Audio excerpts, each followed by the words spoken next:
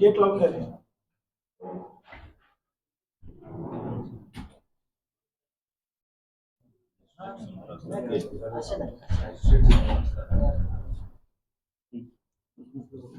Sir नाही बसले. जी माझ्या वडिलांवर जो अन्याय झालाय आणि त्यांच्या अगोदर जो कोणावर झाला असेल ते आवाज नाही उठवू शकले, तर आज आम्ही आवाज उठवू शकतो. जे तुमची साथ आहे आमच्यासोबत, त्यामुळे आज आम्ही उभा राहू शकलो. फक्त आमची एकच मागणी आहे की ज्यांनी माझ्या वडिलांची हत्या केली त्यांना कठोरात कठोर शिक्षा व्हावी आणि आम्हाला लवकरात लवकर न्याय मिळावा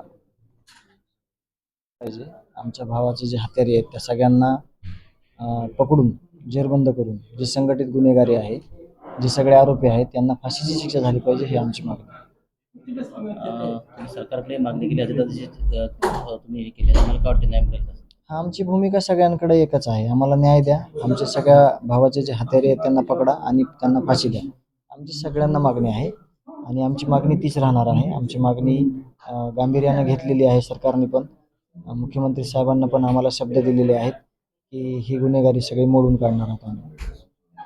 राज्यात गुन्हेगारी वाढते, ज्या ते त्यावेळेस ज्या त्या आरोपीला आपण शिक्षा नाही देऊ शकलो की मग त्याला असं वाटणार की आपल्याला ह्याच्यातून अभय भेटतंय कुठंतरी, म्हणून प्रकार दिवसेंदिवस वाढत आहेत.